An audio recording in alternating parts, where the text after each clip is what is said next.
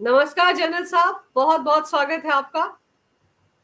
जय हिंद, जय भारत। आपको, आपके दर्शकों को नमस्कार और कृष्ण जन्माष्टमी की हार्दिक शुभकामनाएं। आपको भी सर कृष्ण जन्माष्टमी की हार्दिक शुभकामनाएं। जय हिंद। सर, पाकिस्तान ने खुद ये स्वीकार कर लिया है कि ऑपरेशन सिंदूर में उनके 155 फौजी मारे गए, लेकिन जैसे ही खबर वहां के टीवी चैनल्स ने दिखाई, उसको तुरंत उन्होंने विथड्रॉ कर लिया। देखिए, पाकिस्तान की ये आदत है। पाकिस्तान जब से ऑपरेशन सिंदूर में उन्होंने मार खाई है, तब से उनका पूरा प्रयास ये रहा है कि किसी तरह से वो ये बात साबित कर सकें कि पाकिस्तान ने भारत को ऑपरेशन सिंदूर के दरमियान हराया। एकमात्र उनका उद्देश्य ये रह गया है और उसकी वजह से वो लगातार झूठ पे झूठ, झूठ पे झूठ बोले चले जा रहे हैं। ये देखिए, पुराने जमाने की कहावत है, एक झूठ को बोलने के लिए 100 झूठ और बोलने पड़ते हैं और फिर भी आप छुपा नहीं सकते। वही इनके साथ हो रहा है। इन्होंने पहले 11 माने थे, अब 155 तो इन्होंने ऑफिशियली डिक्लेयर कर दिए, जिनको कि पोस्टमस अवार्ड्स मिल गए हैं। ये पोस्टमस कोई चेचक से तो मरे नहीं है। ये तमाम लोग वो हैं जिनको कि भारत की सेनाओं ने धराशायी किया, पहली बात। दूसरी बात, इसमें 2 तरह की लिस्टें शामिल नहीं है अभी।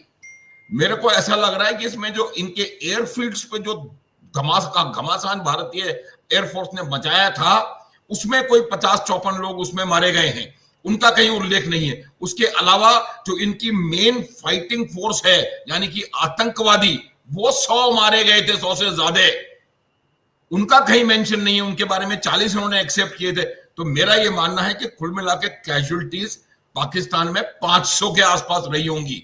और अब ये लगातार झूठ पे झूठ बोले जा रहे हैं। और हर आदमी को, असीम मुनीर को इस बुरी तरह से हारने के बाद वो मुल्ला जी फील्ड मार्शल बन गए, उसके बाद जाकर के न जाने वो किस किस प्रकार के बयान दे रहे हैं। अंशु, देखिए, मैं आपको एक बात बताता हूं कि इस प्रकार के जो बयान आते हैं वो तमाम उसी समय आते हैं जब आप, क्योंकि सैनिक को मालूम है वो जीता है कि हारा है। उसको कोई नैरेटिव उसको नहीं बता सकता कि उसकी जीत हुई है, हार हुई है। सबसे बड़ी, सबसे खराब चीज जो आप अपने सैनिकों के साथ कर सकते हो वो ये है कि उनकी शहादत की बेइज्जती करना। उस व्यक्ति ने भी, उस सैनिक ने भी अपने देश के लिए जान दी है, आप उसकी बेइज्जती कर रहे हो। आप उसकी शहादत को मान नहीं रहे हो। आप उसके शव को ले जाने के लिए तैयार नहीं हो। मुझे नहीं लगता कि इससे ज्यादा खराब कोई अनप्रोफेशनल कोई काम हो सकता है।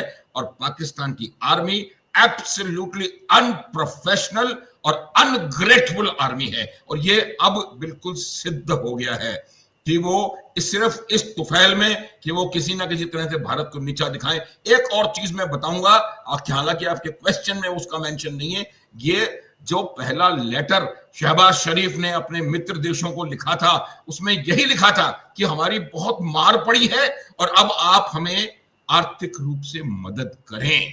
ये मार जो उन्होंने उस समय एक्सेप्ट करी थी, उसके बाद उन्होंने भी विड्रॉ कर लिया था, उस मार का प्रमाण अब आपके सामने आ गया।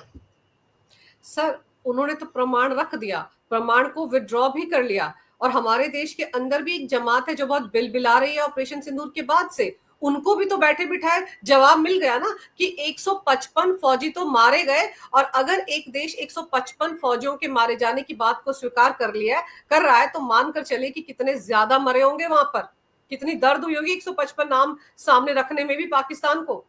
हाँ, बिल्कुल अंजू, देखिए, आपको मैं एक और उदाहरण के साथ समझाने का प्रयास करूंगा। हमारे कारगिल के युद्ध में 527 जवानों ने सर्वोच्च बलिदान दिया था, जबकि जब अवार्ड मिले थे तो 10% से ज्यादा लोगों को भी नहीं मिले थे। वही शायद पाकिस्तान में भी हुआ होगा। ये हो नहीं सकता कि जितने लोगों ने अपने प्राणों की आहुति दी पाकिस्तान के लिए, शहादत दी, सबको उन्होंने अवार्ड दे दिया। इसका मतलब यह है कि अगर मान लो उन्होंने 50% को भी अवार्ड दिया तो कम से कम 300 350 तो गारंटीड किल्ड है वहां पर। अब इसका ज्यादा बड़ा असर जो कि पाकिस्तान में देखने को मिल रहा है, उससे कहीं ज्यादा बड़ा असर हमारे यहाँ की वो जो जमात है जिसके बारे में आप इशारा देने का प्रयास कर रही थी, उनको पता पड़ रहा है। वो जो सरेंडर की बात कर रहे थे, वो जो ये बात कर रहे थे कि हमारे कितने गए, हमने उनका क्या किया? उनके मुंह पे एक और इसलिए कह रहा हूं कि बहुत पढ़ चुके हैं, एक और करारा तमाचा है। ये बात सुन के वो लोग बिलबिला रहे होंगे कि ये क्या खबर आ गई हमारे पास, और ये उससे उनको इतना ज्यादा शौक, मुझे लगता है कि इनका आपस में बातचीत नहीं हो पाई थी। वरना अगर इन्होंने कहा होता कि भाई आप अगर बार बार ऐसे करते रहोगे तो हमारा क्या होगा, जो हमारे स्टेटमेंट्स हैं वो कहां जाएंगे? वो कहां है जब वो कहेगा कि भारत पूरी तरह से हार गया?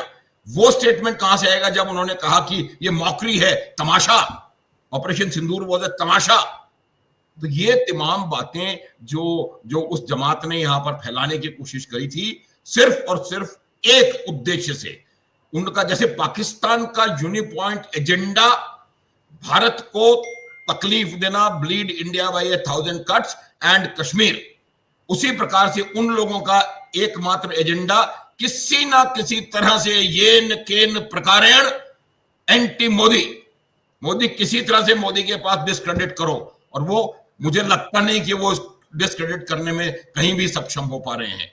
ये बहुत जबरदस्त रेवोल्यूशन है, और अब हमको कम से कम खड़े होकर के सबको अपनी सेनाओं के पीठ थपथपानी चाहिए और उनको कहना चाहिए कि भाई आपने गजब का काम किया ऑपरेशन सिंदूर के दौरान, और पाकिस्तान इसी वजह से 3 दिन के अंदर घुटनों पर आया और उसने सीज फायर की भीख हमारे डीजीएमओ से मांगी, और उस डीजीएमओ ने उनके थाली में भीख फेंकी, और अब उसका देख लें, उसको भी शायद अवार्ड मिला है 15 अगस्त को।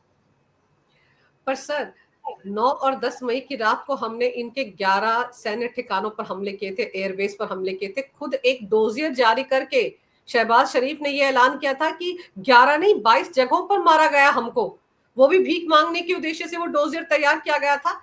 तो किस मुंह से अभी 2 दिन पहले शहबाज शरीफ धमका रहे थे भारत को, वो बिलावल भुट्टो धमका रहा था, वो अमेरिका जाकर न्यूक्लियर हमले की धमकी दे रहा था, किस मुंह से बोल रहे थे? तो खुद ही सबूत देते रहे पूरी दुनिया को। हाँ बिल्कुल अंजू, बिल्कुल सही आपने कहा। देखिए प्रमाण उन्होंने स्वयं दिया। अब देखिए उनका एक डाइकोटोमी है उनके विचार में, वो दोनों कार्ड खेलना चाह रहे हैं। एक कार्ड वो विक्टिम कार्ड खेलना चाह रहे हैं, वो जाके दूसरे अपने देशों को बता रहे हैं कि भाई साहब हम तो मारे गए, हमारे को भारत ने पीट दिया, सारे हमारे हवाई अड्डे खत्म कर दिए, किराना हिल पे उन्होंने धमाका कर दिया ताकि उनको भीख मिले। उसके अलावा उनकी सेना चाहती है, आतंकवादी चाहते हैं कि वो ये भी कोशिश करें बताने की कि नहीं नहीं नहीं नहीं हमने तो बहुत ज्यादा इंडिया को मार लगाई है और इंडिया के सारे एयरफील्ड हमने खत्म कर दिए, ये कर दिया वो कर दिया।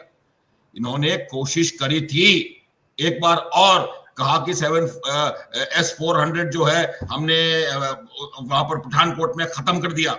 उसके 6 घंटे के अंदर अंदर हमारे यशस्वी प्रधानमंत्री उसी S-400 जिसको कि उन्होंने कहा उन्होंने तबाह कर दिया है, उसके सामने खड़े होकर के एक फोटो खिंचवाई, जो कि पूरे अंतरराष्ट्रीय मीडिया ने, वर्ल्ड ने देखी। अंजू मैं आपको बार बार बता रहा हूं, ये ऑपरेशन सिंदूर आने वाला समय आपको बताएगा कि हर मिलिट्री ट्रेनिंग इंस्टीट्यूट में, हर स्ट्रेटेजिक थिंक टैंक के ऑर्गेनाइजेशन में इसको एक केस स्टडी के रूप में बताया जाएगा कि कैसे एक न्यूक्लियरली आर्म्ड कंट्री के ऊपर नॉन एस्केलेटरी तरीके से मैटर ऑफ फैक्ट अटैक करके और 100% रिजल्ट हासिल किया जा सकता है। जो मिसाइल बनाती है स्कैल्प मिसाइल जो कंपनी, वो भी ये गारंटी नहीं देती कि 100% मिसाइलें आपकी जाके टारगेट पे लगेंगी। आपकी 100% मिसाइलें टारगेट पे जाके लगी हैं और उन्होंने वहां तहस नहस किया। उसके बाद के सारे एक्शन उनके एक्शन के रिएक्शन में थे। हमने अपना काम किया, आतंकवादी अड्डों पर अटैक किया, हमला किया, उनको नुकसान पहुंचाया, 9 अड्डे तबाह बर्बाद कर दिए, सैकड़ों आतंकवादी मार दिए, और फिर हमने कह दिया उनको कि हमने अपना काम खत्म कर लिया है, हम नहीं चाहते एस्केलेट करना, हमारा अटैक नॉन एस्केलेटरी था। और अब जो होगा, अगर आपने कुछ करने की कोशिश की, उसका जवाब दिया जाएगा। फिर 7-8 की रात को उन्होंने किया, उसका जवाब हमने अगले दिन जाकर के उनके तमाम एयर डिफेंस रिसोर्सेस को नीचे कराची से लेकर के और गिलगित तक उनको न्यूट्रलाइज कर दिया। उसके बाद फिर उन्होंने प्रयास किया, तो हमने जाकर के अपनी तरफ से 11 हवाई अड्डों को नुकसान पहुंचाया, अब वो 22 मान रहे हैं, तो ये बहुत खुशी की बात है, बहुत खुशी की बात है। और ये बात भी हमारे लोग जो पूछ रहे थे कि आपके कितने रफेल गिरे, ये बार बार मैं बताऊंगा अंजू, क्योंकि भारत का दुर्भाग्य यही रहा है कि ये जो जमात है, ये जमात अपना उल्लू सीधा करने के लिए किसी भी हद तक जाने के लिए तैयार है।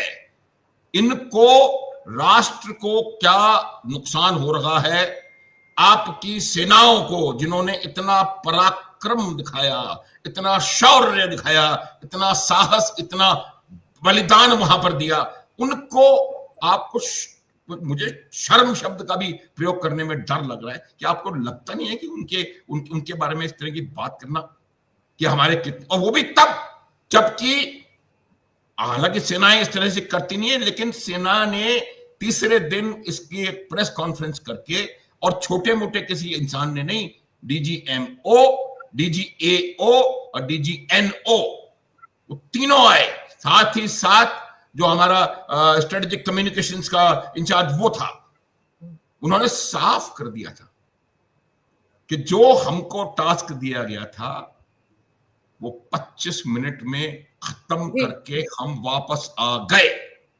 जी। बावजूद उसके गॉड इज ग्रेट।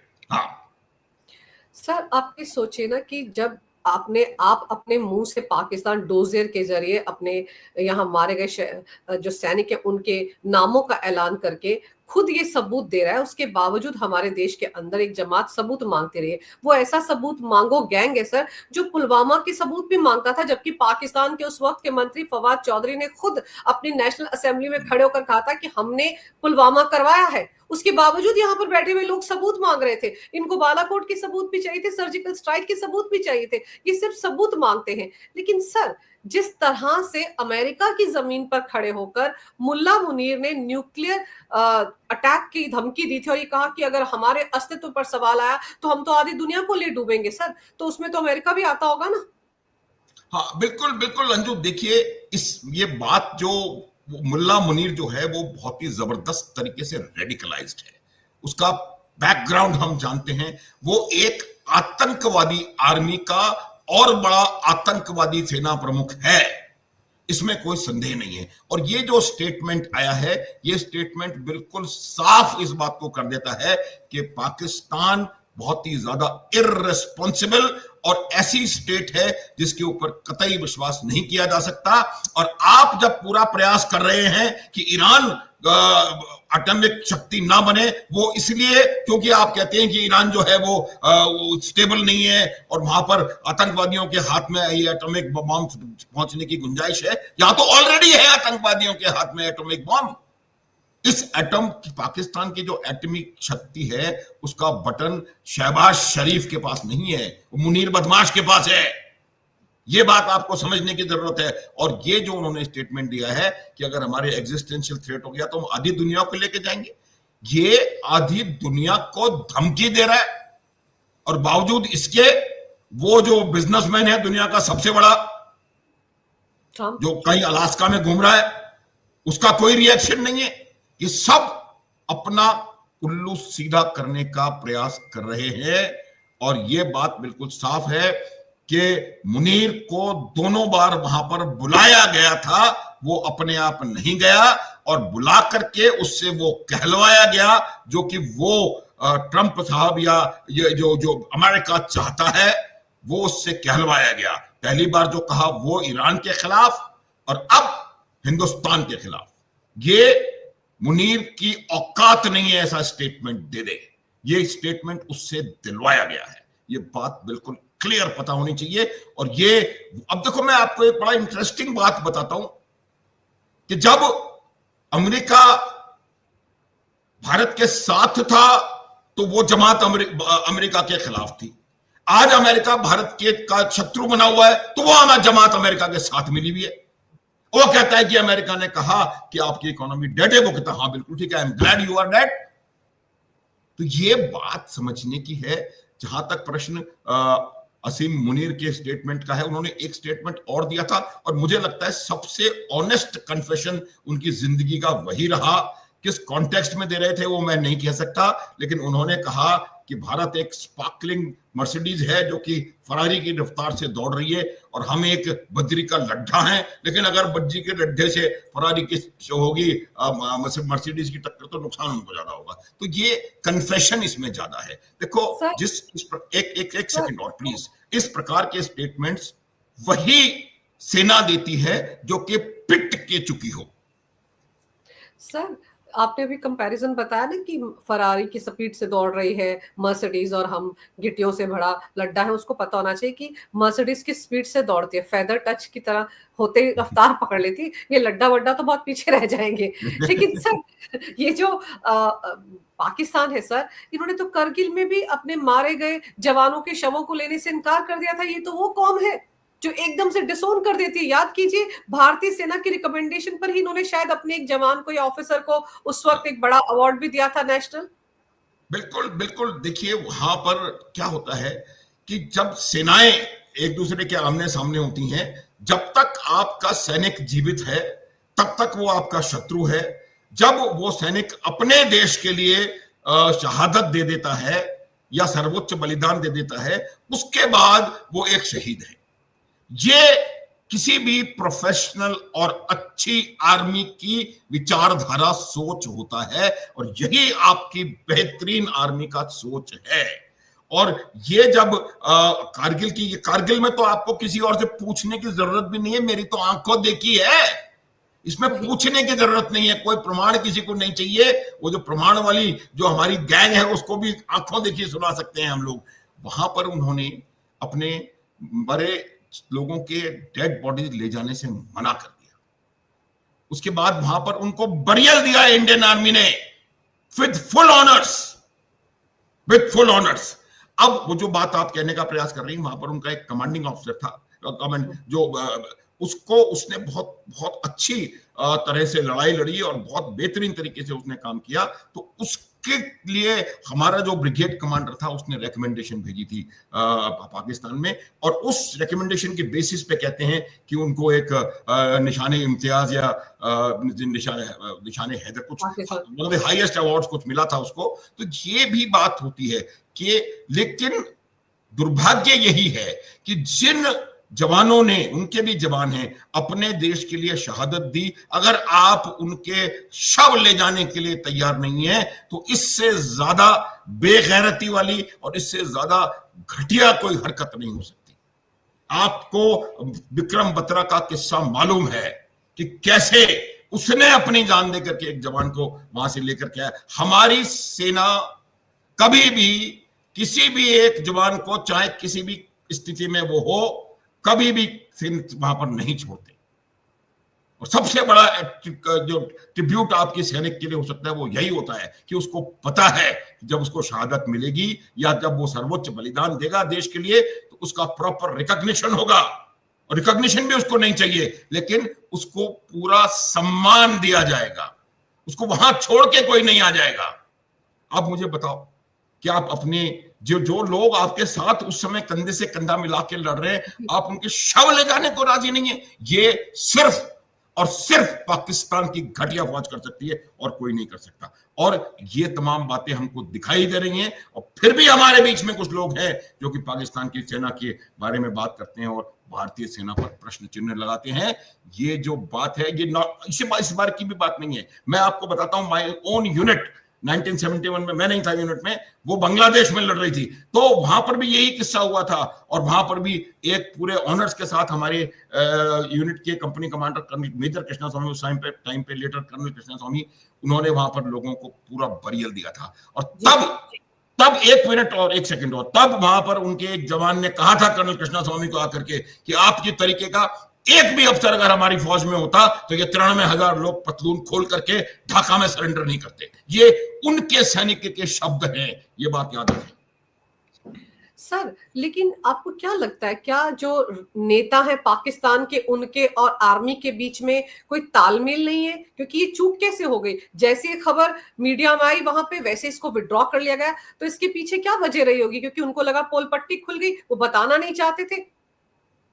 हाँ देखिए, तालमेल तो बिल्कुल, तालमेल का इसलिए सवाल नहीं उठता कि पाकिस्तान की जो नेता हैं वो कठपुतली हैं, और कठपुतली हैं वो सेना की। और आप सेना के डीजीआईएसपीआर से असीम मुनीर के अप्रूवल के बिना एक वर्ड नहीं बोल सकते मुंह से। ये आपको मैं बता दूं, ये पाकिस्तान के जो हुक्मरान हैं वो, Pakistan has had 4 direct bouts of military rule, 3 suspensions of constitution 3 bar suspend हुआ, और उसके बाद इनडायरेक्ट अपरोक्ष रूप से पाकिस्तान की सेना वहां पर रूल करती है। कभी कभी उनको शायद ये लगा होगा कि मैं बोल दूं कि इतने सारे लोगों को हमने अवार्ड दिए थे तो शायद हमारे जो मालिक हैं मुनीर साहब बोल दिया मैंने, फिर मुल्ला मुनीर खुश हो जाएंगे, उनको लगा होगा। लेकिन ये उल्टा पड़ गया, इसीलिए उनको तुरंत उसको जो विथड्रॉ किया है वो इस बात को पूरी तरह से प्रमाणित करता है कि उनको घबराहट हुई कि जो नैरेटिव वो बनाने की कोशिश कर रहे हैं वो नैरेटिव को कहीं ना कहीं बहुत जबरदस्त डेंट लगा है। तो ये बिल्कुल साफ है, उनके बीच में तालमेल का सवाल ही नहीं है। वो खुद ही उनके कठपुतली पिट्ठू हैं और वो जो चाहते हैं वो बोलते हैं, और जो इसके खिलाफ बोलने की कोशिश करता है वो इमरान खान की तरह जेल में बंद रहता है। इमरान खान जेल में इसीलिए है कि इसी मुल्ला को उन्होंने उसके साथ उनके ताल्लुकात बिगड़े थे तो इसने उनको उठा करके जेल में डाल दिया। इमरान खान अकेला मोस्ट पॉपुलर लीडर है पाकिस्तान का और उसका ये हाल कर रखा है। तो जहां तक सवाल है तालमेल का, कोई क्वेश्चन ही नहीं है। क्वेश्चन तब होता है तालमेल का कि जब आपके पास ताकत होती है कि आप कुछ भी बोल दो। बिल्कुल उल्टा है। किसी भी आप अभी इतना वो अमेरिका के साथ किससे बात हो रही है, यहाँ वो हो रहा है, वहां वो हो रहा है, आपने कभी किसी अमेरिका के मिलिट्री जनरल का या एयरफोर्स के एयर चीफ मार्शल का कोई स्टेटमेंट सुना? नहीं। ये सिर्फ और सिर्फ पाकिस्तान में या वो मिलिट्री डिक्टेटरशिप्स हैं जहां पर किसी तरह का लॉ एंड ऑर्डर नहीं है, वहां पर होता है। पर सर मुनीर तो जिस तरह की डील करके आया है, बीएलए को जैसे आतंकवादी संगठन घोषित करवा दिया, बैन लगवा दिया अमेरिका से, उससे तो अब पाकिस्तान की फौज को और ज्यादा खामियाजा भुगतना पड़ेगा। बीएलए तो नहीं छोड़ेगा फौजियों को। पाकिस्तान के पहले ही उनकी ऐसी मारामारी कर रखी है सर, अभी एक दिन पहले भी अटैक किया गया है, और अब जब से बैन लगा तब से तो और ज्यादा दिक्कतें बढ़ गई पाकिस्तानी फौज की। बिल्कुल बिल्कुल आपका सही सटीक आकलन, बिल्कुल बढ़ गई हैं उनकी समस्याएं। और न केवल बीएलए, जब हम बात करते हैं बीएलए की और या मजीद ब्रिगेड की, आपको इनके पाकिस्तानी तहरीक तालिबान की भी बात करनी पड़ेगी, और उसके अलावा जितने भी इनके छोटे मोटे ऑर्गेनाइजेशन है सारे आज की तारीख में इकट्ठे मिलकर के और पाकिस्तान की सेना पर हमले कर रहे हैं। और एक बात हमको फिर याद रखनी पड़ेगी कि जो सेना इतनी अनप्रोफेशनल है वो इन मजीद ब्रिगेड के सामने ठहर ही नहीं सकती। आप देखेंगे कि आने वाला समय बताएगा कि किस तरह से ये जो उन्होंने बीएलए को आतंकवादी संगठन ठहरवाया है उसकी कीमत वो चुका करके आए हैं। ये भी बात उन्होंने कही है, ये बार्टर है, ये पाकिस्तान को गिरवी रख के आए हैं मुनीर। ये उसी बलूचिस्तान के जो रेयर अर्थ मिनरल्स हैं, जो गोल्ड रिजर्व्स हैं, जो ऑयल रिजर्व्स हैं, जो गैस रिजर्व्स हैं, उनको वहां पर गिरवी रख करके आए हैं, तभी कहीं जाकर के उन्होंने ये किया है। और ये बात बिल्कुल साफ है, आप उसको आतंकवादी संगठन घोषित कर दें या कुछ भी कर दें। थोड़ी देर पहले टीआरएफ को भी किया था, क्या हुआ? वो अपना काम कर रहे हैं। जैश ए मोहम्मद और लश्कर तैयबा भी इंटरनेशनल आतंकवादी संगठन है। उनके तो जनाजों में इनकी लीडरशिप और मिलिट्री लीडरशिप और सिविल लीडरशिप जारी है। वो हमने देखा कि कैसे वो उनको पाकिस्तान के झंडे में लपेट करके देखा गया। तो अमेरिका का जहां तक सवाल है, अमेरिका का सिर्फ एक उद्देश्य है कि कैसे भारत के ऊपर दबाव डाला जाए ताकि भारत जो है वो रूस से तेल खरीदना बंद करे। और वो उसकी वजह एक ही है, क्योंकि उस मुल्ला मुनीर ने इसका नाम नोबेल पीस प्राइज के लिए रेकमेंड कर दिया और हमारे शेर ने मना कर दिया कि वो ट्रंप का कोई कॉल नहीं आया और दुनिया के किसी भी लीडर का इस सीज फायर में कोई भी हाथ नहीं है। और ये भीख के पाकिस्तानी डीजीएमओ के कटोरे में हमारे जनरल घई ने भीख डाली है। ये बात बिल्कुल सही तौर पे उनको पता है। तो ये अभी उनका उद्देश्य सिर्फ ये है कि हर वो चीज जो कि भारत को आहत कर सकती है, ये ट्रंप की प्रायोरिटी 1 में है। बिल्कुल। बस तो ये वजह है, और वो इसीलिए पाकिस्तान को बढ़ावा दे रहे हैं। और दूसरा मैंने बता दिया कि पाकिस्तान के जो जो बलूचिस्तान स्थित रिसोर्सेज हैं उन पे आंख लगी हुई है।